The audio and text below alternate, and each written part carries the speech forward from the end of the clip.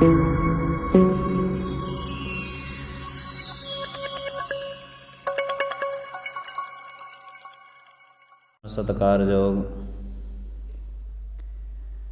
सतगुरां दी साजी निवाजी गुरु रूप प्यारी साध संगत जी,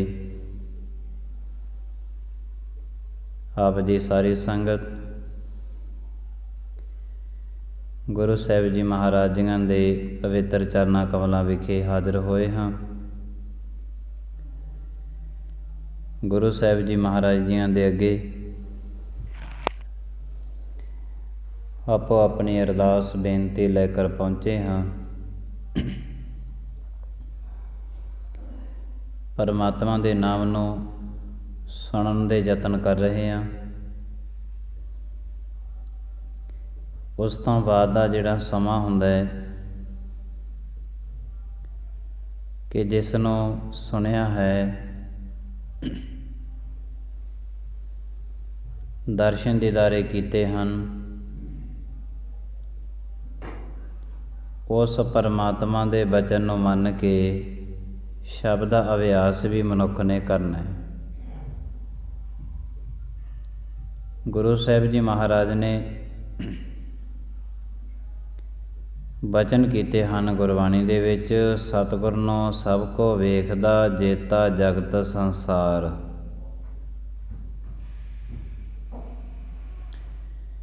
जिन्ना भी संसार है, ये सारे का सारा संसार सतगुरां नूं देख रहा है, दर्शन दीदारे परमात्मा दे करदा है।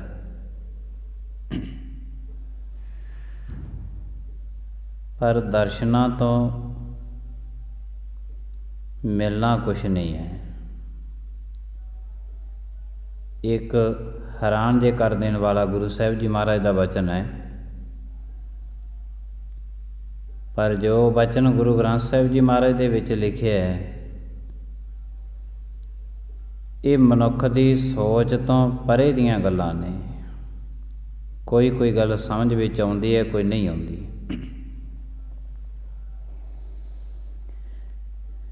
सतगुर नूं सब को वेखदा जेता जगत संसार।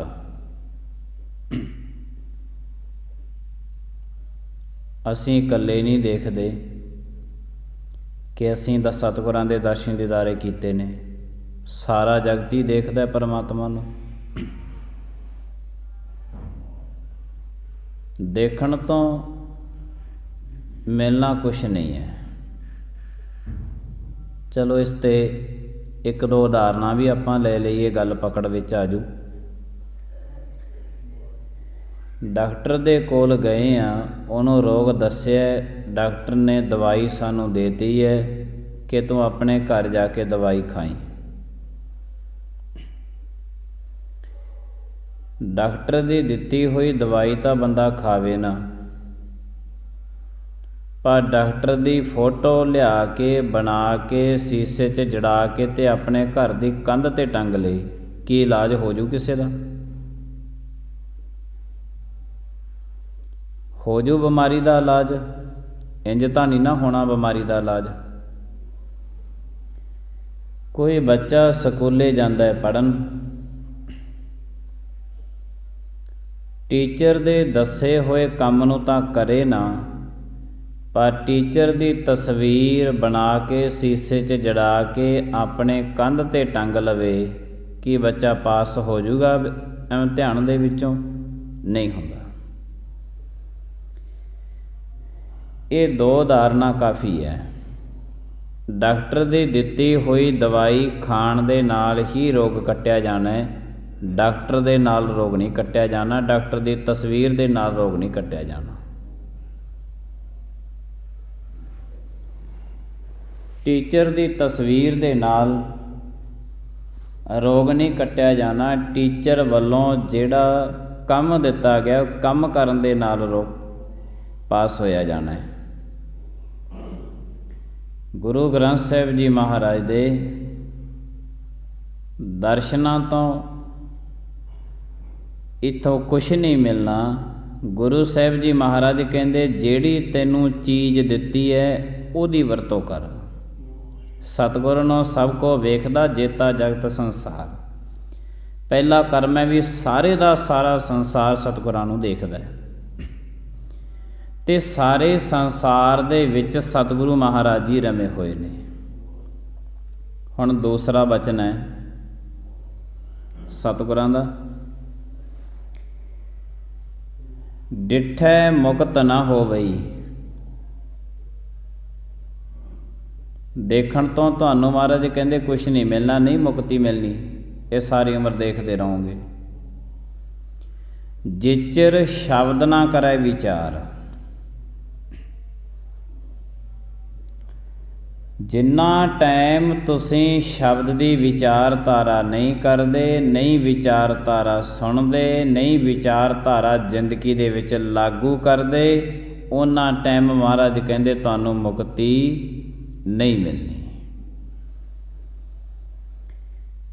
दुनिया तो इत्थे ही खड़ी है कि सतगुरां दे दर्शन दीदारे कर।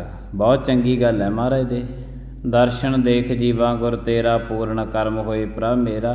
ये चंगे कर्मां तो बिना थोड़ो सतगुरां दे दर्शन हुंदे ने। पर जिसने दर्शन नहीं कीते उन्हां वास्ते ते ये है कि तुसीं दर्शन करो।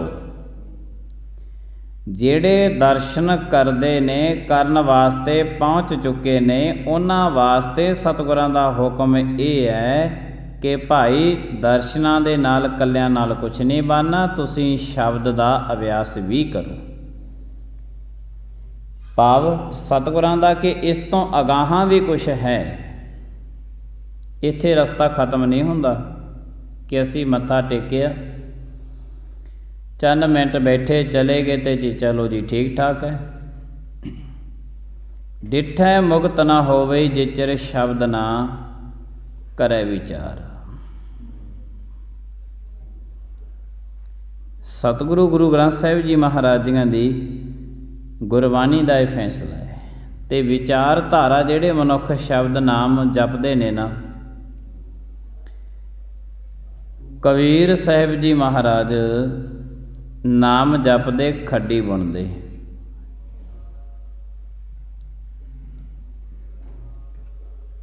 एक दिन कबीर साहिब जी महाराज खड्डी बुणन वास्ते ना बैठे। जदों उन्हां दी मां ही कहन लगी कबीर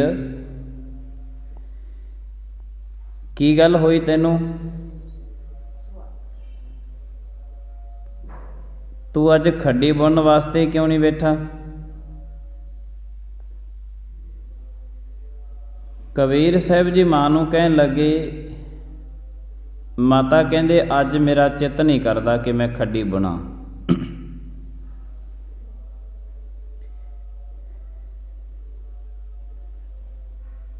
कि मैं अज खड्डी बुणा।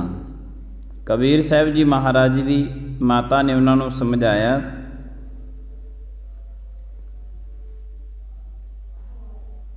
ते पर कबीर साहिब जी महाराज मन्ने ना, कहन लगे नहीं माता अज मैं बहुत दुखी हाँ, इस करके मैं खड्डी नहीं बुणदा।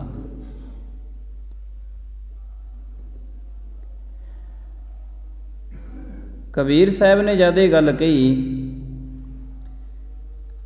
हुण होवे कबीर साहिब ते हुण दुखी, मैं बहुत दुखी हाँ, कहते मैं अज खड्डी बुणदा नहीं बिल्कुल भी। कबीर साहिब की माता कहन लगी, कबीर नूं कहंदे ओपरी नज़र लग गई। आ समाज दे विच इवें चलदा है, कोई बच्चा आखे ना लगे, काम ना करे, कोई पशु डंगर दुध तो हट जाए, ये समाज दे विच हुंदियां ना गल्लां। असीं तुरत ही कह दिंदे इहनूं तां उपरी नज़र लग गई। दे कबीर साहिब दी मां ने भी कबीर नूं कह दिता। कबीर साहिब नूं इस गल दा एहसास होया कि कबीरा जिहड़े तो खड्डी बुण के आने कमाए ने ना, ये तेरी मां ने चाह के किसी पखंडी नूं दे देने हैं, ਤੇ ਤੂੰ ਆਪਣਾ ਧਨ ਬਚਾ ਲਾ ਜਿਹੜਾ ਕਮਾਇਆ। ਆਨਾ ਤੋਂ ਆਨੇ ਹੁੰਦੇ ਉਦੋਂ ਕਿ ਤੂੰ ਆਪਣਾ ਧਨ ਬਚਾ ਲੈ। ਕਬੀਰ ਸਾਹਿਬ ਜੀ ਮਹਾਰਾਜ ਕਹਿਣ ਲੱਗੇ, ਮਾਂ ਕਹਿੰਦਾ ਜਿਹੜਾ ਦੁੱਖ ਮੈਨੂੰ ਲੱਗਿਆ ਨਾ ਉਹਦਾ ਤੇਰੇ ਕੋਲੇ ਇਲਾਜ ਹੈ ਨਹੀਂ, ਤੇ ਤੂੰ ਕਿਸੇ ਹੋਰ ਕੋਲੇ ਵੀ ਨਾ ਜਾਈਂ, ਇਲਾਜ ਉਹਦਾ ਉੱਥੇ ਵੀ ਨਹੀਂ।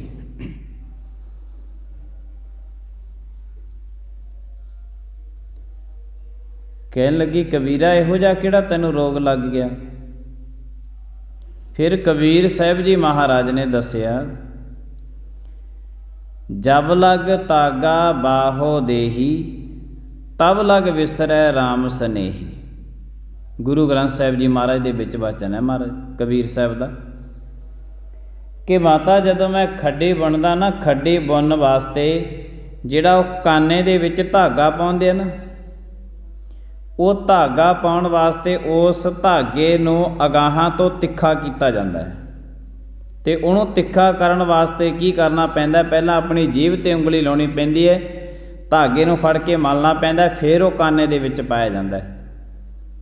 ਖੱਡੀਆਂ ਬੁਣਨ ਦਾ ਚਲੋ ਹੁਣ ਤਾਂ ਰਿਵਾਜ ਹੈ ਹੀ ਨਹੀਂ, ਪੁਰਾਣੀਆਂ ਬੀਬੀਆਂ ਨੂੰ ਇਹਨਾਂ ਗੱਲਾਂ ਦਾ ਪਤਾ ਹੈ। ਕਾਨੇ ਦੇ ਵਿੱਚ ਧਾਗਾ ਜਦੋਂ ਮੈਂ ਪਾਉਂਦਾ ਨਾ, ਕਬੀਰ ਸਾਹਿਬ ਜੀ ਕਹਿਣ ਲੱਗੇ ਆਪਣੀ ਮਾਂ ਨੂੰ, ਉਸ ਵਕਤ ਮਾਂ ਮੇਰੀਏ ਜਦੋਂ ਮੈਂ ਆਪਣੀ ਜੀਭ 'ਤੇ ਉਂਗਲੀ ਲਾਉਣਾ ਨਾ 1 ਸੈਕਿੰਡ ਵਾਸਤੇ, ਉਸ ਵਕਤ ਇਹ ਮੇਰੀ ਜੀਭ ਪਰਮਾਤਮਾ ਦਾ ਨਾਮ ਜਪਣਾ ਬੰਦ ਕਰ ਦਿੰਦੀ ਹੈ, ਨਾਮ ਨਹੀਂ ਜਪ ਸਕਦੀ। ਮੈਂ ਬੜਾ ਦੁਖੀ ਹਾਂ। ਹੁਣ ਜੇ ਤੇ ਮੈਂ ਧਾਗਾ ਨਹੀਂ ਪਾਉਂਦਾ ਤੇ ਖੱਡੀ ਨਹੀਂ ਬੁਣੀ ਜਾਂਦੀ, ਤੇ ਜੇ ਮੈਂ ਧਾਗਾ ਪਾਉਣਾ ਹੈ ਤੇ ਮੇਰੇ ਸੌਣ ਅਤੇ ਜਾਗਣ ਦੇ ਵਿੱਚ ਇੱਕੋ ਹੀ ਮੈਨੂੰ ਬਹੁਤ ਵੱਡਾ ਦੁੱਖ ਲੱਗਿਆ ਕਿ ਜਦੋਂ ਮੈਂ ਆਪਣੀ ਜੀਭ 'ਤੇ ਉਂਗਲੀ ਲਾਉਂਦਾ ਉਦੋਂ ਮੇਰੀ ਜੀਭ ਹੈ ਜਿਹੜੀ ਰਾਮ ਨਾਮ ਦਾ ਸਿਮਰਨ ਨਹੀਂ ਕਰਦੀ। ਹੁਣ ਇਸ ਚੀਜ਼ ਦਾ ਇਲਾਜ ਕਿਸੇ ਕੋਲ ਨਹੀਂ ਹੈ, ਇਸ ਵਸਤੂ ਦਾ ਇਲਾਜ ਕਿਸੇ ਕੋਲ ਨਹੀਂ ਹੈ, ਇੱਕੋ ਪਰਮਾਤਮਾ ਦੇ ਕੋਲ ਹੈ ਕਿ ਜਿਸ ਤਰ੍ਹਾਂ ਸਿਮਰਨ ਮਨੁੱਖ ਦੇ ਬਾਹਰ ਚੱਲਦਾ ਹੈ ਰਸਨਾ, ਤੇ ਇੰਜ ਅੰਦਰ ਵੀ ਚੱਲੇ। ਕਈ ਵਸਤੂਆਂ ਨੇ ਜਿਨ੍ਹਾਂ ਦਾ ਕੋਈ ਇਲਾਜ ਨਹੀਂ ਹੁੰਦਾ। ਬਹੁਤੇ ਰੋਗ ਸਰੀਰ ਦੇ ਇਹੋ ਜਿਹੇ ਹੁੰਦੇ ਨੇ ਜਿਹੜੇ ਸਰੀਰਕ ਰੋਗਾਂ ਦਾ ਇਲਾਜ ਹੁੰਦਾ ਹੈ, ਕਈਆਂ ਦਾ ਇਲਾਜ ਨਹੀਂ ਹੁੰਦਾ। ਬਹੁਤ ਸਾਰੇ ਰੋਗ ਇਹੋ ਜਿਹੇ ਨੇ ਜਿਨ੍ਹਾਂ ਦਾ ਕੋਈ ਇਲਾਜ ਨਹੀਂ ਹੈ। ਇਲਾਜ ਸਮਾਜ ਦੇ ਵਿੱਚ ਗੁਰੂ ਸਾਹਿਬ ਜੀ ਮਹਾਰਾਜ ਕਹਿੰਦੇ ਨੇ ਕਿ ਜੋ ਤੇਰੇ ਨਾਲ ਜਨਮੇ ਨੇ, ਕਾਮ ਕ੍ਰੋਧ ਲੋਭ ਮੋਹ ਅਹੰਕਾਰ, ਤੇ ਮਰਨ ਤੋਂ ਬਾਅਦ ਵੀ ਤੇਰੇ ਨਾਲ ਜਾਂਦੇ ਨੇ, ਇਹਨਾਂ ਦਾ ਕੋਈ ਇਲਾਜ ਨਹੀਂ। ਸਿਰਫ ਇਹਨਾਂ ਦਾ ਇਲਾਜ ਇੱਕੋ ਹੈ, ਫਿਰ ਵੀ ਇਲਾਜ ਹੈ, ਉਹ ਹੈ ਪਰਮਾਤਮਾ ਦਾ ਨਾਮ। ਜੇ ਤੇਰਾ ਕੋਈ ਸਮਾਜ ਦੇ ਵਿੱਚ ਦੁਸ਼ਮਣ ਹੋਇਆ, ਉਹ ਤਾਂ ਤੂੰ ਵੱਡਾ ਹੋਵੇਂਗਾ, ਕਿਸੇ ਦਾ ਘਰ-ਬਾਰ ਪੈਸਾ ਨੱਪੇਗਾ, ਜ਼ਮੀਨ ਜਾਇਦਾਦ ਨੱਪੇਗਾ, ਕੋਈ ਮੋਟਰ ਗੱਡੀ ਨੱਪੇਗਾ, ਫੇਰ ਹੀ ਦੁਸ਼ਮਣ ਪੈਦਾ ਹੋਊਗਾ। ਬੱਚਿਆਂ ਦਾ ਤਾਂ ਕੋਈ ਦੁਸ਼ਮਣ ਨਹੀਂ ਹੁੰਦਾ। ਚਲੋ ਹੁਣ ਤਾਂ ਸਮਾਜ ਹੈ ਜਿਹੜਾ ਬਹੁਤ ਅੱਗੇ ਲੰਘ ਚੁੱਕਿਆ, ਹੁਣ ਤਾਂ ਛੋਟੇ ਛੋਟੇ ਬੱਚਿਆਂ ਦੇ ਵੀ ਦੁਸ਼ਮਣ ਬੜੇ ਨੇ, ਬੜੇ ਦੁਸ਼ਮਣ ਨੇ। ਇਹ ਦੁਨੀਆ, ਇਹ ਧਰਤੀ ਪਤਾ ਨਹੀਂ ਸਹਾਰੇ ਕਿਸ ਦੇ ਖੜੀ ਹੈ। ਵਰਨਾ ਹੁਣ ਤੇ ਛੋਟੇ ਛੋਟੇ ਬੱਚਿਆਂ ਦੀ ਬਲੀ ਵੀ ਦਿੱਤੀ ਜਾਂਦੀ ਹੈ। ਆਪਣੇ ਨੇੜੇ ਇੱਕ ਪਿੰਡ ਦੇ ਵਿੱਚ ਤੁਹਾਨੂੰ ਪਤਾ ਹੈ, ਪਿੱਛੇ ਜੇ ਪਖੰਡੀ ਨੇ ਪਰਿਵਾਰ ਨੂੰ ਕਹਿ ਦਿੱਤਾ, ਕਹਿੰਦੇ ਜੇ ਤੁਸੀਂ 2 ਛੋਟੇ ਛੋਟੇ ਬੱਚਿਆਂ ਦੀ ਬਲੀ ਦੇ ਦਿਓ ਤੇ ਤੁਹਾਡੇ ਘਰੇ ਪੁੱਤ ਹੋ ਜਾਊਗਾ। ਗੁਰੂ ਗ੍ਰੰਥ ਸਾਹਿਬ ਜੀ ਮਹਾਰਾਜ ਨੇ ਇਕੱਲਾ ਸਾਨੂੰ ਇਹੀ ਚੀਜ਼ਾਂ ਨਹੀਂ ਸਿਖਾਈਆਂ ਵੀ ਤੁਸੀਂ ਨਹਾ ਧੋ ਕੇ ਆਇਆ ਕਰੋ, ਜਾਂ ਤੁਸੀਂ ਲੰਗਰ ਦੇ ਵਿੱਚ ਕੀ ਬਣਾਉਣਾ ਹੈ। ਇਹਨਾਂ ਚੀਜ਼ਾਂ 'ਤੇ ਨਾ ਇਕੱਲੀਆਂ 'ਤੇ ਖੜ੍ਹੇ ਰਹੋ ਕਦੇ ਸਾਰੀ ਜ਼ਿੰਦਗੀ, ਵੀ ਬਸ ਇਕੱਲੇ ਨਹਾਉਣ ਧੋਣ ਤੇ ਚੰਗੇ ਕੱਪੜਿਆਂ 'ਚ ਪਾਉਣ 'ਚ ਹੀ ਰਹਿ ਗਏ। ਗੁਰੂ ਗ੍ਰੰਥ ਸਾਹਿਬ ਜੀ ਮਹਾਰਾਜ ਨੇ ਸਾਨੂੰ ਬਹੁਤ ਵੱਡੀਆਂ ਵੱਡੀਆਂ ਵਸਤੂਆਂ ਦਿੱਤੀਆਂ ਨੇ। ਗੁਰੂ ਗ੍ਰੰਥ ਸਾਹਿਬ ਜੀ ਮਹਾਰਾਜ ਕਹਿੰਦੇ ਨੇ ਕਿ ਇਹ ਦੁਨੀਆਦਾਰੀ ਹੈ, ਇਸ ਦੁਨੀਆਦਾਰੀ ਦੇ ਵਿੱਚ ਤੁਸੀਂ ਇਹਨਾਂ ਪਖੰਡਵਾਦ ਤੋਂ ਬਿਲਕੁਲ ਦੂਰ ਰਹਿਣਾ ਹੈ। कि 2 बच्चों की पहला बलि दिओ फिर एक बच्चा पैदा हो। तुहानूं पता ही है पिछे जिहा कोट फतेह नगर दे विच किड्डा वड्डा कांड होया सी, पर ये इसे करके हो रहा क्योंकि साडे समाज दे विच कोई कानून है जिहड़ा जां जिहड़े कानून दे रखवाले बने बैठे ने, इन्हां विच कोई बहुता बल नहीं रह गया। सऊदी अरब दे विच है कानून, हजे भी चलदा है। जे किसी ने हत्थ नाल चोरी कर ली दोने हत्थ वढ़ दिंदे है।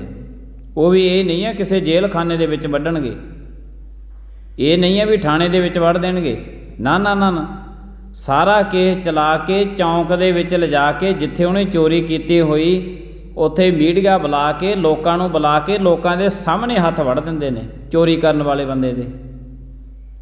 बड़े सख्त कानून ने सऊदी अरब दे विच, ते मजाल है कोई चोरी करन दी गल छड्डो, तुसीं सोच भी नहीं सकदा कोई उत्थे बंदा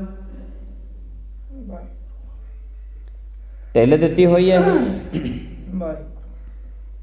ते गुरु साहिब जी महाराज कहंदे ने सुचेत रही, पखंडवाद दे विच ना जाई, इन्हां दे मगर ना लगी।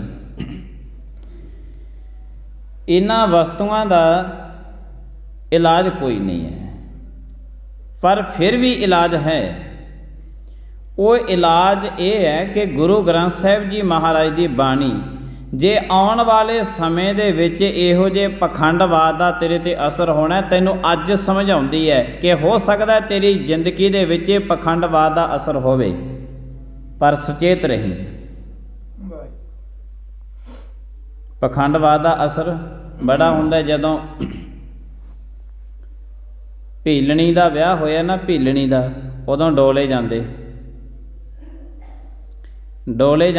ते उदों जिहड़ा घुंड सी ना, ये लड़कियां नहीं चुकदियां हुंदियां सी।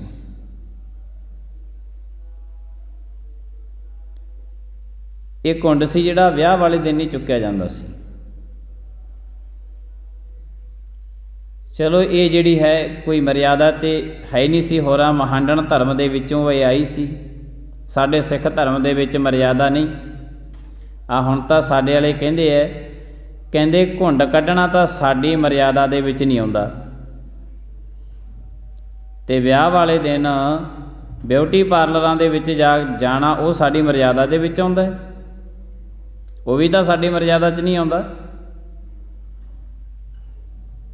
वो भी साडी मर्यादा दे विच नहीं आउंदा कि शरेआमी फिरदे रहो। एक पासे असीं काम करने छड्डे ने ते दूजे पासे पुट्ठे कामां नूं वधा लिया।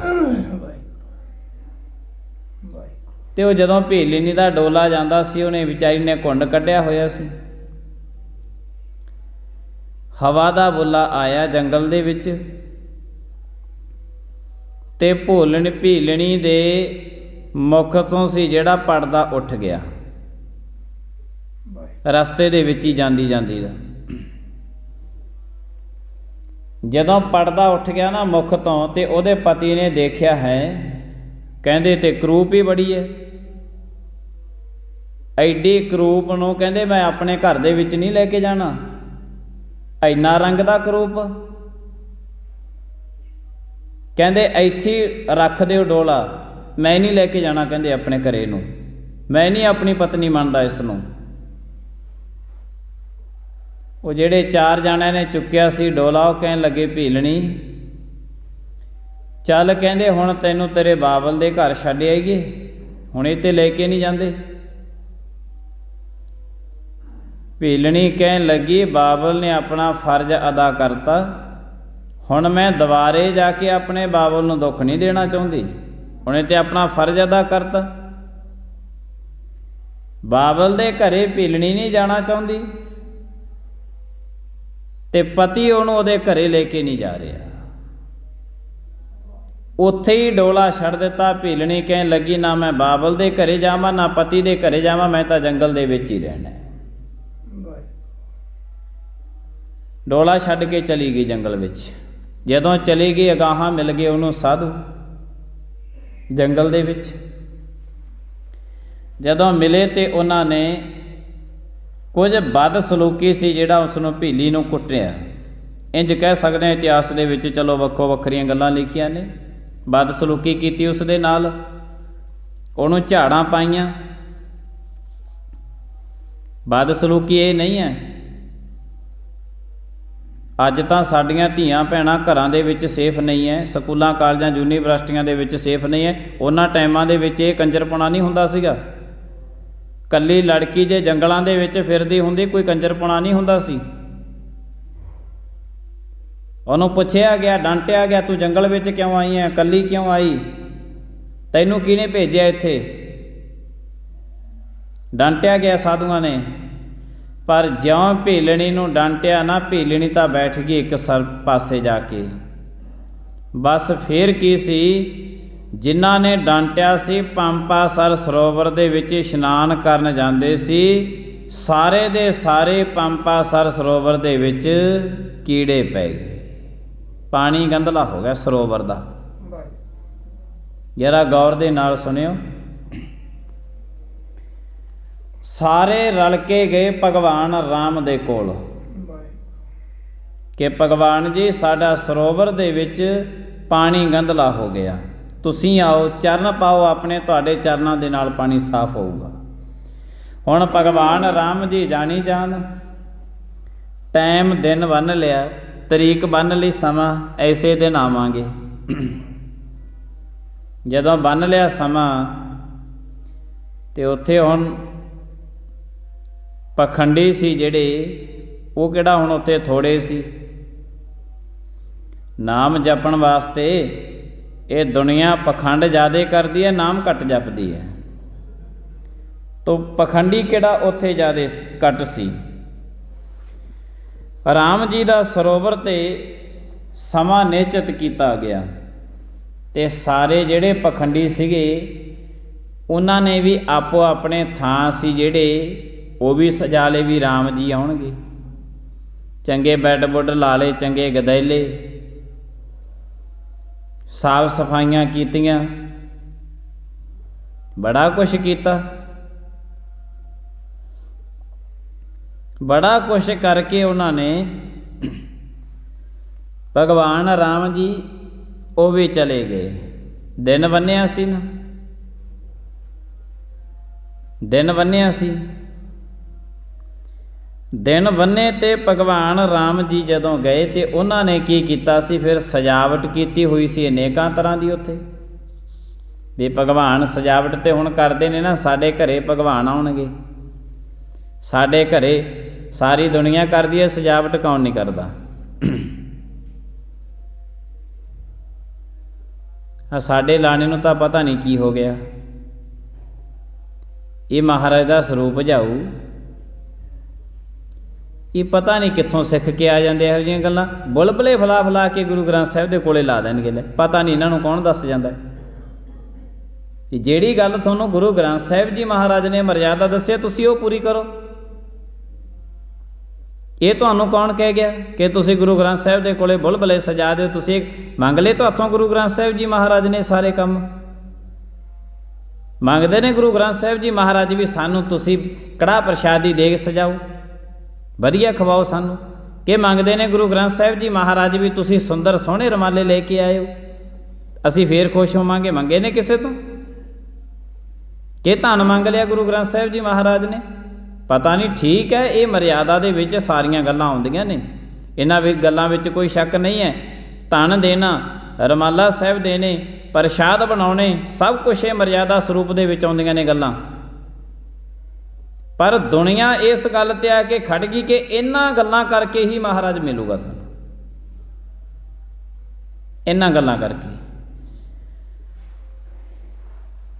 ਉਹਨਾਂ ਨੇ ਸਜਾਵਟ ਕਰ ਲਈ, ਚੰਗੇ ਗਦੈਲੇ ਲਾ ਲਏ, ਚੰਗੇ ਬੈੱਡ ਲਾਤੇ। ਜਦੋਂ ਭਗਵਾਨ ਰਾਮ ਜੀ ਗਏ ਤੇ ਸੁੰਦਰ ਸੋਹਣੇ ਬੈੱਡ ਲੱਗੇ ਆਸ਼ਰਮ ਦੇ ਵਿੱਚ, ਭਗਵਾਨ ਰਾਮ ਜੀ ਨੇ ਅੰਦਰ ਇੱਕ ਮਾਲਾ ਪਕੜੀ ਸਾਧੂ ਬੈਠਾ। ਭਗਵਾਨ ਰਾਮ ਜੀ ਬਾਹਰ 'ਚ ਖੜ ਕੇ ਪੁੱਛਦੇ ਨੇ, ਇਹ ਭਾਈ ਆਸ਼ਰਮ ਕਿਸ ਦਾ ਹੈ? ਅੰਦਰੋਂ ਆਵਾਜ਼ ਆਈ, ਕਹਿੰਦੇ ਇਹ ਜਤੀਆਂ ਦਾ ਆਸ਼ਰਮ ਹੈ। ਭਗਵਾਨ ਰਾਮ ਜੀ ਲਛਮਣ ਨੂੰ ਕਹਿਣ ਲੱਗੇ, ਲਛਮਣਾ ਆਪਾਂ ਤਾਂ ਵਿਆਹੇ, ਮੈਂ ਤਾਂ ਵਿਆਹਿਆ ਵਰਿਆ ਬੰਦਾ, ਆ ਚੱਲੀਏ। ਕਹਿੰਦੇ ਹੁਣ ਆਪਣਾ ਇੱਥੇ ਕੁਛ ਨਹੀਂ ਬਣਦਾ, ਇਹ ਤਾਂ ਜਤੀਆਂ ਦਾ ਹੈ। ਦੂਜੇ 'ਚ ਚਲੇ ਗਏ। ਚੰਗੇ ਗਦੈਲੇ, ਚੰਗੀਆਂ ਸਜਾਵਟਾਂ ਲੱਗੀਆਂ ਹੋਈਆਂ। ਰਾਮ ਜੀ ਆਵਾਜ਼, ਲਛਮਣ ਨਾਲ ਹੈ, ਰਾਮ ਜੀ ਨੇ ਆਵਾਜ਼ ਦਿੱਤੀ, ਇਹ ਭਾਈ ਆਸ਼ਰਮ ਕਿਹਦਾ? ਇਹ ਇੰਨੀ ਸਜਾਵਟ, ਇੰਨਾ ਇਹਨਾਂ ਨੇ ਕਲੀਆਂ ਵਿਛਾਈਆਂ ਹੋਈਆਂ ਚੰਗੀਆਂ, ਤੁਸੀਂ ਗਦੈਲੇ ਲਾਏ ਨੇ, ਚੰਗੇ ਬੈੱਡ ਲਾਏ ਨੇ, ਚੰਗਾ ਥਾਂ ਸਾਫ਼ ਕੀਤਾ ਹੋਇਆ ਤੁਸੀਂ ਸਾਰਾ ਕੁਛ, ਆਸ਼ਰਮ ਕਿਸ ਦਾ ਇਹ? ਕਹਿੰਦੇ ਜੀ ਬੈਰਾਗੀਆਂ ਦਾ ਆਸ਼ਰਮ ਹੈ। ਰਾਮ ਜੀ ਲਛਮਣ ਨੂੰ ਕਹਿਣ ਲੱਗੇ, ਲਛਮਣਾ ਆਪਣੀ ਤਾਂ ਮੇਰੀ ਤਾਂ ਧਰਮ ਸਪਤਨੀ ਮੇਰੇ ਨਾਲ ਹੈ, ਕਹਿੰਦੇ ਇੱਥੇ ਆਪਣਾ ਕੁਛ ਨਹੀਂ ਵੱਟੀ ਦਾ, ਆ ਚੱਲ ਗਈ, ਲੋੜ ਨਹੀਂ ਇੱਥੇ ਖੜਨ ਦੀ, ਚੱਲ ਗਏ, ਕਹਿੰਦੇ ਟੱਪ ਗਏ। ਉਸ ਤੋਂ ਬਾਅਦ ਭਗਵਾਨ ਰਾਮ ਜੀ ਇੱਕ ਝੁੱਗੀ ਦੇ ਕੋਲ ਗਏ ਨੇ, ਕਾਨਿਆਂ ਦੀ ਛੱਤ ਪਾਈ। ਸੁਣਿਓ ਜਰਾ ਗੌਰ ਨਾਲ। ਅੰਦਰ ਇੱਕ ਮਾਤਾ ਬੈਠੀ ਹੈ, ਉਹ ਵੀ ਥੱਲੇ। ਉਹ ਕੌਣ ਹੈ? ਭੀਲਣੀ। ਰਾਮ ਨੇ ਜਾ ਕੇ ਆਵਾਜ਼ ਦਿੱਤੀ, ਕਹਿੰਦੇ ਮਾਤਾ ਇਹ ਆਸ਼ਰਮ ਕਿਸ ਦਾ ਜਿੱਥੇ ਤੂੰ ਬੈਠੀ ਹੈ? ਹੱਥ ਜੋੜ ਕੇ ਭੀਲਣੀ ਕਹਿਣ ਲੱਗੀ, ਇੱਥੇ ਬੈਠੀ ਮੈਂ, ਪਰ ਇਹ ਆਸ਼ਰਮ ਜਿਹੜਾ ਹੈ ਮੇਰੇ ਭਗਵਾਨ ਰਾਮ ਜੀਆਂ ਦਾ ਆਸਨ ਹੈ, ਹੋਰ ਕਿਸੇ ਦਾ ਆਸਨ ਨਹੀਂ ਹੈ। ਤੇ ਭਗਵਾਨ ਰਾਮ ਜੀ ਇੰਨਾ ਸੁਣ ਕੇ ਤੇ ਅੰਦਰ ਵੜ ਗਏ। ਅੰਦਰ ਵੜ ਕੇ ਕਹਿਣ ਲੱਗੇ, ਮਾਤਾ ਕਹਿੰਦੇ ਜਦੋਂ ਇਹ ਰਾਮ ਦਾ ਆਸਨ ਹੈ ਤੇ ਫਿਰ ਰਾਮ ਜੀ ਤਾਂ ਇੱਥੇ ਆ ਗਏ, ਤੇ ਹੁਣ ਤੂੰ ਇੱਥੇ ਬੈਠੀ ਕੀ ਕਰਦੀ ਹੈ? ਬਾਹਰ ਚੱਲ ਇੱਥੋਂ, ਚੱਲ ਬਾਹਰ, ਕਹਿੰਦੇ ਇੱਥੋਂ। ਜਦ ਇਹ ਗੱਲ ਕਹੀ ਤੇ ਭੀਲਣੀ ਫਿਰ ਬਾਹਰ ਨਿਕਲ ਗਈ।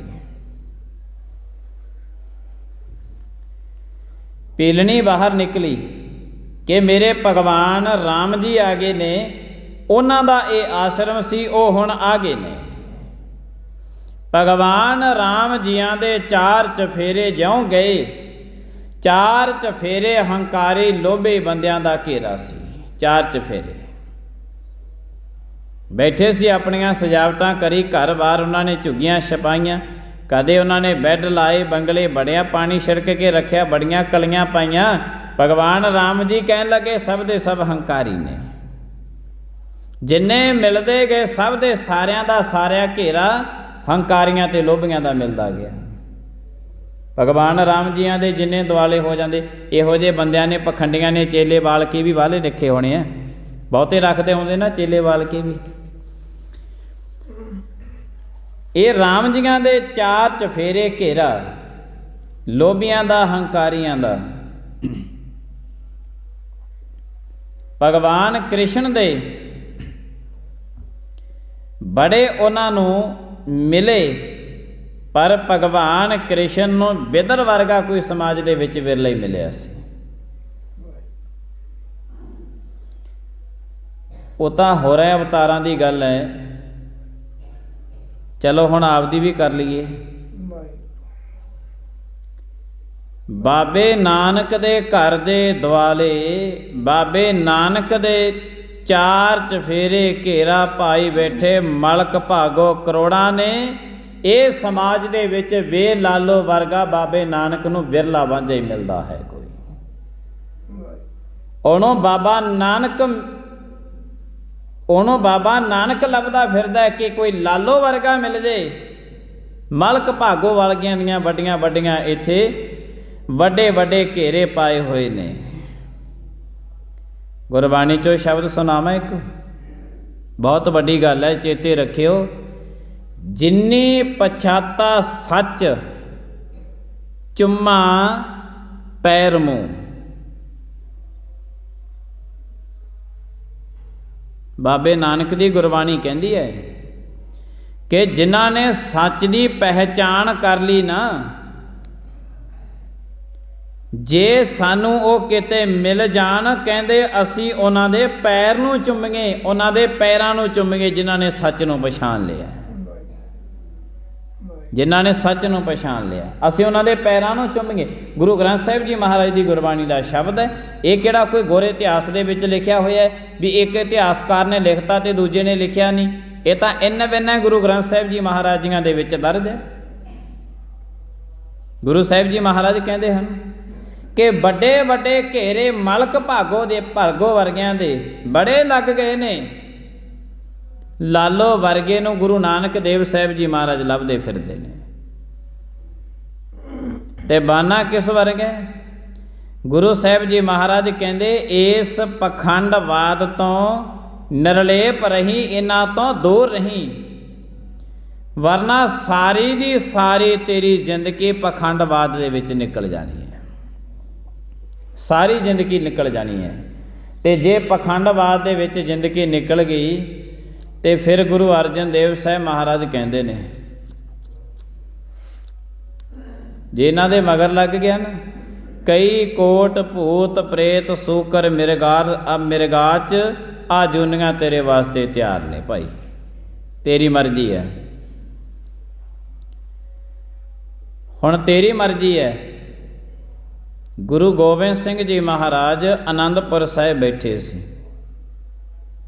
ਉੱਥੇ ਮਹਾਰਾਜ ਨੂੰ ਆ ਕੇ ਬਚਨ ਕੀਤਾ ਸੀ ਕਿ ਨੇ, ਕਹਿੰਦੇ ਮਹਾਰਾਜ ਆ ਜਿਹੜੀਆਂ ਭੂਤ ਪ੍ਰੇਤਾਂ ਦੀਆਂ ਜੂਨੀਆਂ ਹੁੰਦੀਆਂ ਨੇ, ਇਹ ਹੁੰਦੀਆਂ ਵੀ ਨੇ ਜਾਂ ਲੋਕ ਐਵੇਂ ਕਹੀ ਜਾਂਦੇ ਨੇ?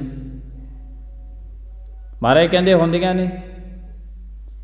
ਤੇ ਮਹਾਰਾਜ ਨੂੰ ਸਿੱਖ ਕਹਿਣ ਲੱਗੇ, ਮਹਾਰਾਜ ਕਿਰਪਾ ਕਰ ਦਿਓ, ਅਰਦਾਸਾਂ ਤਾਂ ਤੁਹਾਡੇ ਚਰਨਾਂ ਵਿੱਚ ਹੀ ਕਰਨੀਆਂ, ਸਾਨੂੰ ਕਿਰਪਾ ਕਰਕੇ ਦਿਖਾ ਦਿਓ ਕਿ ਕਿੰਨੀਆਂ ਕੁ ਜੂਨੀਆਂ ਨੇ ਤੇ ਕਿੱਥੇ ਰਹਿੰਦੀਆਂ ਨੇ, ਕੀ ਕਰਦੀਆਂ ਨੇ। ਇਹ ਬੇਨਤੀ ਕੀਤੀ ਸੀ ਮਹਾਰਾਜ ਦੇ ਚਰਨਾਂ ਵਿੱਚ। ਤੇ ਗੁਰੂ ਸਾਹਿਬ ਜੀ ਮਹਾਰਾਜ ਨੇ ਸਿੱਖਾਂ ਦੀ ਬੇਨਤੀ ਕੀਤੀ ਸੀ। ਇਹ ਪ੍ਰਵਾਨ, ਇਹ ਇਤਿਹਾਸ ਥੋੜ੍ਹਾ ਜਿਹਾ ਲੰਬਾ ਚੌੜਾ ਹੈ। ਗੁਰੂ ਸਾਹਿਬ ਜੀ ਮਹਾਰਾਜ ਕਿਰਪਾ ਕਰਨਗੇ, ਜਿੱਦੇ ਕਦੇ ਸਬੱਬ ਬਣਿਆ ਤੇ ਉਹਦੇ ਇਹ ਇਤਿਹਾਸ ਵੀ ਆਪਾਂ ਗੁਰੂ ਸਾਹਿਬ ਦਾ ਸਰਵਣ ਕਰ ਲਵਾਂਗੇ। ਤਾਂ ਗੁਰੂ ਸਾਹਿਬ ਜੀ ਮਹਾਰਾਜ ਕਹਿੰਦੇ ਇਹ ਪਖੰਡਵਾਦ ਤੋਂ ਬਿਲਕੁਲ ਦੂਰ ਰਹੀ, ਵਰਨਾ ਇਹਨੇ ਤੇਰੀ ਜ਼ਿੰਦਗੀ ਨੂੰ ਨਰਕ ਬਣਾ ਦੇਣਾ ਹੈ ਇੱਥੇ। ਤੇ ਗੁਰੂ ਸਾਹਿਬ ਜੀ ਮਹਾਰਾਜ ਨੇ ਸੁਚੇਤ ਕੀਤਾ। ਕਬੀਰ ਸਾਹਿਬ ਜੀ ਮਹਾਰਾਜ ਕਹਿਣ ਲੱਗੇ, ਜਦੋਂ ਮੈਂ ਧਾਗੇ ਨੂੰ ਗਿੱਲਾ ਕਰਦਾ, ਆਪਣੀ ਜੀਭ ਤੇ ਉਂਗਲ ਲਾਉਣਾ ਨਾ, ਓਨੇ ਕੁ ਟਾਈਮ ਦੇ ਵਿੱਚ ਮਾਤਾ ਮੇਰੀ ਜੀਭ ਮੇਰਾ ਪਰਮਾਤਮਾ ਦਾ ਨਾਮ ਨਹੀਂ ਜਪਦੀ, ਇਸੇ ਕਾਰਨ ਕਰਕੇ ਮੈਂ ਬੜਾ ਦੁਖੀ ਹਾਂ। ਕਬੀਰ ਸਾਹਿਬ ਜੀ ਮਹਾਰਾਜ ਇੰਨੀ ਗੱਲ ਕਰਕੇ ਕਹਿੰਦੇ ਦੁਖੀ ਹੋ ਗਏ। ਅਸੀਂ ਵੀ ਜੀਭ ਤੇ ਉਂਗਲ ਲਾਉਣੀ ਤੇ ਬਾਹਰ ਕੱਢ ਲੈਣੀ, ਕਿੰਨਾ ਕੁ ਟਾਈਮ ਲੱਗਦਾ ਧਾਗੇ ਨੂੰ ਉਹ ਕਰਨ ਵਾਸਤੇ। ਇੱਥੇ ਪਹਿਲਾਂ ਤਾਂ 20 ਸਾਲ ਤਾਂ ਲੰਘ ਜਾਂਦੇ ਆ ਬਚਪਨ 'ਚ, 40-45 ਸਾਲ ਲੰਘ ਜਾਂਦੇ ਆ ਹੈਂਕੜੀ ਦੇ ਵਿੱਚ, ਜਵਾਨ ਹੋ ਜਾਂਦੇ ਨਾ ਉਦੋਂ, 4 ਰੁਪਈਏ ਕਮਾਉਂਦੇ ਆ ਉਦੋਂ, ਧਨ ਕਿਸੇ ਨਾਲ ਲੜ ਪਈ, ਕਿਸੇ ਨਾਲ ਹੋਰ ਬੜਾ ਕੁਛ ਚੱਲੀ ਜਾਂਦਾ। ਜਦੋਂ ਟੱਪ ਗਏ ਨਾ 50 ਤੋਂ, ਫਿਰ ਗੋਡੇ ਗਿੱਟੇ ਦੁਖਣ ਲੱਗ ਜਾਂਦੇ ਆ, ਅੱਖਾਂ ਵੀ ਜਵਾਬ ਦਿੰਦੀਆਂ, ਸੁਣਨ ਦਾ ਵੀ ਘੱਟ ਲੱਗ ਜਾਂਦਾ ਹੈ। ਫਿਰ ਸਾਰਾ ਕੁਝ ਜਦੋਂ ਢਹਿਲਾ ਜਾ ਪੈ ਜਾਂਦਾ ਨਾ, ਢਹਿਲਾ ਜਾ, ਪਹਿਲਾਂ ਤਾਂ ਬੰਦਾ ਬੜਾ ਹੰਕਾਰੀ ਹੁੰਦਾ ਵੀ ਹੁਣ ਇਹ ਗਰਸੂਗਾ ਕਿਸੇ ਨੂੰ, ਕਿਸੇ ਦੇ ਧੌਣ ਪਕੜਨ ਦੇ ਵਿੱਚ ਜਾਂਦਾ। ਜਦੋਂ ਬਿਮਾਰੀਆਂ ਜੀਆਂ ਲੱਗ ਜਾਂਦੀਆਂ, ਢਹਿਲਾ ਜਾ ਪੈ ਜਾਂਦਾ ਨਾ, ਫਿਰ ਕਹਿ ਦਿੰਦਾ ਵੀ ਹੁਣ ਤਾਂ ਨਾਮ ਜਪ ਲਈਏ, ਚੰਗੇ ਰਹਾਂਗੇ। ਆ ਸਾਨੂੰ ਤਾਂ ਭੂਤ ਪ੍ਰੇਤ ਸਾਡੇ ਰਿਸ਼ਤੇਦਾਰ ਵੀ ਇਹੋ ਜਿਹੇ ਚੁੰਬੜੇ ਹੋਏ ਐ, ਉਹ ਵੀ ਪਤਾ ਕੀ ਕਹਿੰਦੇ, ਉਹ ਕਹਿੰਦੇ ਹੁਣ ਤੂੰ ਆਪ ਵੀ ਬਥੇਰਾ ਕੁਛ ਕਰ ਲਿਆ ਤੇ ਤੇਰੇ ਪੁੱਤ ਦੇ ਵਿਆਹ 'ਚ ਵੀ ਤੂੰ ਬਥੇਰੀ ਸ਼ਰਾਬ ਪੀ ਲਈ, ਚੱਲ ਹੁਣ ਤੂੰ ਐਂ ਕਰ, ਸਾਰੇ ਰਿਸ਼ਤੇਦਾਰ ਕਹਿਣਗੇ ਹੁਣ ਤੂੰ ਮਹਾਰਾਜ ਦਾ ਅੰਮ੍ਰਿਤ ਛਕ ਲਾ। ਆ ਪਤਾ ਨਹੀਂ ਕਿੱਥੋਂ ਭੂਤ ਪ੍ਰੇਤ ਇਹੋ ਜਿਹੇ ਇਕੱਠੇ ਹੁੰਦੇ ਨੇ, ਚੱਕ ਚਕਾ ਕੇ ਧੱਕੇ ਦੇ ਨਾਲ ਹੀ ਅੰਮ੍ਰਿਤ ਛਕਾ ਦਿੰਦੇ ਨੇ।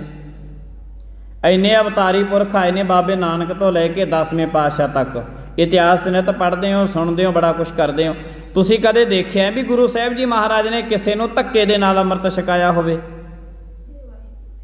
ਅਸੀਂ ਕਹਿੰਦੇ ਨਹੀਂ, ਹੁਣ ਤੂੰ ਸਾਰਾ ਕੁਛ ਕਰ ਲਿਆ, ਜਿੰਨੇ ਦੁਨੀਆ ਭਰ ਦੇ ਪੁੱਠੇ ਕੰਮ ਸੀਗੇ ਸਾਰੇ ਦੇ ਸਾਰੇ ਕਰ ਲਏ, ਹੁਣ ਸਰੀਰ ਦੇ ਗਿਆ ਜਵਾਬ, ਕਹਿੰਦੇ ਹੁਣ ਨਾਮ ਜਪਣਾ ਸ਼ੁਰੂ ਕਰ ਦਿਓ। ਆਹ ਤਾਂ ਸਾਡੀ ਹਾਲਤ ਹੋਈ ਪਈ ਹੈ। ਤੇ ਗੁਰੂ ਸਾਹਿਬ ਜੀ ਮਹਾਰਾਜ ਨੇ ਕਦੋਂ ਕਿਹਾ ਸੀਗਾ?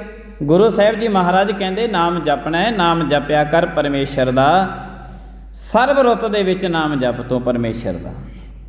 ਤੇ ਗੁਰੂ ਸਾਹਿਬ ਜੀ ਮਹਾਰਾਜ ਇਹ ਮਹਾਨ ਕਿਰਪਾ ਕਰਦੇ ਨੇ। ਅਕਾਲ ਪੁਰਖ ਮਹਾਰਾਜ ਦੀ ਕਿਰਪਾ ਤੋਂ ਬਿਨਾਂ ਪਰਮਾਤਮਾ ਦੇ ਦਰਸ਼ਨ ਦੀਦਾਰੇ ਨਹੀਂ ਹੁੰਦੇ। ਪਰਮਾਤਮਾ ਦੇ ਦਰਸ਼ਨ ਦੀਦਾਰਿਆਂ ਤੋਂ ਗੁਰੂ ਸ਼ਬਦ ਦੀ ਵਿਚਾਰਧਾਰਾ ਨਾਲ ਉਸ ਨੂੰ ਸੁਣਨਾ, ਤੇ ਨਾਲ ਉਸ ਨੂੰ ਗਾਉਣਾ ਤੇ ਨਾਲ ਨਾਲ ਉਸ ਨੂੰ ਜਿਹੜਾ ਹੈ ਉਹਦਾ ਸਿਮਰਨ ਕਰਨਾ। ਸਤਿਗੁਰ ਨੂੰ ਸਭ ਕੋ ਵੇਖਦਾ, ਜੇਤਾ ਜਗਤ ਸੰਸਾਰ, ਡਿਠੈ ਮੁਕਤ ਨਾ ਹੋਵਈ, ਜਿਚਰ ਸ਼ਬਦ ਨਾ ਕਰੈ ਵਿਚਾਰ। ਮਹਾਰਾਜ ਨੇ ਦਰਸ਼ਨਾਂ ਤੋਂ ਵੀ ਜਵਾਬ ਦੇ ਦਿੱਤਾ, ਦਰਸ਼ਨ ਕਰ ਲਓ। ਆ ਜਾਓ ਤੁਸੀਂ ਦਿਨ 'ਚ 2 ਵਾਰੀ ਆ ਜਾਓ, 4 ਵਾਰੀ ਆ ਜਾਓ, 10 ਵਾਰੀ ਆ ਜਾਓ, 20 ਵਾਰੀ ਆ ਜਾਓ, ਆ ਜਾਓ ਜਿੰਨੇ ਵਾਰੀ ਆਉਣਾ ਹੈ। ਪਰ ਦਰਸ਼ਨ ਦੀਦਾਰੇ ਕਰੋ। ਪਰ ਕੇਵਲ ਉੱਥੇ ਹੀ ਗੱਲ ਨਹੀਂ ਰੁਕਣੀ, ਅਗਾਹਾਂ ਵੀ ਜਾਣੀ ਹੈ। ਡਿਠੈ ਮੁਕਤ ਨਾ ਹੋਵਈ, ਜੇ ਤੁਸੀਂ ਸਤਿਗੁਰਾਂ ਨੂੰ ਦੇਖਦੇ ਰਹੋਗੇ ਤੁਹਾਨੂੰ ਮੁਕਤੀ ਨਹੀਂ ਮਿਲਣੀ। ਇਹ ਗੁਰੂ ਗ੍ਰੰਥ ਸਾਹਿਬ ਜੀ ਮਹਾਰਾਜ ਦਾ ਫੈਸਲਾ ਹੈ। ਕਿਸੇ ਡਾਕਟਰ ਦੀ ਤਸਵੀਰ ਨੂੰ, ਡਾਕਟਰ ਨੂੰ ਕੁਰਸੀ 'ਤੇ ਬੈਠੇ ਨੂੰ ਦੇਖੀ ਜਾਓ, ਤੁਹਾਡਾ ਇਲਾਜ ਨਹੀਂ ਹੋਣਾ। ਟੀਚਰ ਨੂੰ ਤੁਸੀਂ ਸਕੂਲਾਂ ਦੇ ਵਿੱਚ ਬੈਠਿਆਂ ਨੂੰ ਦੇਖੀ ਜਾਓ, ਉਹਦੇ ਨਾਲ ਤੁਹਾਡੇ ਬੱਚੇ ਦੇ ਇਹਨੇ ਪੇਪਰ ਪਾ ਕੇ ਪਾਸ ਨਹੀਂ ਹੋਣਾ। ਤਾਂ ਟੀਚਰ ਦੀ ਗੱਲ ਮੰਨਣੀ ਪੈਣੀ ਹੈ, ਫਿਰ ਪਾਸ ਹੋਇਆ ਜਾਣਾ ਹੈ। ਡਾਕਟਰ ਦੀ ਦਵਾਈ ਲੈਣੀ ਪੈਣੀ ਹੈ, ਫਿਰ ਪਾਸ ਹੋਇਆ ਜਾਣਾ ਹੈ। ਡਿਠੈ ਮੁਕਤ ਨਾ ਹੋਵਈ, ਜਿਚਰ ਸ਼ਬਦ ਨਾ ਕਰੈ ਵਿਚਾਰ। ਲੈ ਗੁਰਮੁਖੋ, ਬਹੁਤ ਵੱਡਾ ਸ਼ਬਦ ਮਹਾਰਾਜ ਦਾ ਅੱਜ ਸਾਹਮਣੇ ਆਇਆ ਹੈ। ਨੋਟ ਕਰ ਲਿਓ, ਸਾਰੀ ਜ਼ਿੰਦਗੀ ਦੇ ਵਿੱਚ ਕੰਮ ਆਊਗਾ ਕਿ ਜਿੰਨਾ ਟਾਈਮ ਤੁਸੀਂ ਗੁਰੂ ਸਾਹਿਬ ਜੀ ਮਹਾਰਾਜ ਦੇ ਸ਼ਬਦ ਦੀ ਵਿਚਾਰਧਾਰਾ ਨਹੀਂ ਕਰਦੇ, ਨਹੀਂ ਸੁਣਦੇ, ਨਹੀਂ ਸਿਮਰਨ ਬੰਦਗੀ ਕਰਦੇ, ਗੁਰੂ ਗ੍ਰੰਥ ਸਾਹਿਬ ਮਹਾਰਾਜ ਕਹਿੰਦੇ ਸਾਡੇ ਵੱਲੋਂ ਜਵਾਬ ਹੈ, ਤੁਹਾਨੂੰ ਮੁਕਤੀ ਨਹੀਂ ਮਿਲਣੀ। ਗੁਰੂ ਸਾਹਿਬ ਜੀ ਮਹਾਰਾਜ ਕਿਰਪਾ ਕਰਨ। ਇਸ ਤੋਂ ਅਗਾਹਾਂ ਮੈਂ ਨਹੀਂ ਜਾਣਾ। ਭੁੱਲਾਂ ਚੁੱਕਾਂ ਦੀ ਖਿਮਾ ਆਈਆਂ ਸੰਗਤਾਂ ਦਾ ਧੰਨਵਾਦ। ਪ੍ਰੇਮ ਦੇ ਨਾਲ ਸਾਰੀ ਸੰਗਤ ਬੁਲਾਇਓ ਫਤਿਹ। ਵਾਹਿਗੁਰੂ ਜੀ ਕਾ ਖਾਲਸਾ, ਵਾਹਿਗੁਰੂ ਜੀ ਕੀ ਫਤਿਹ।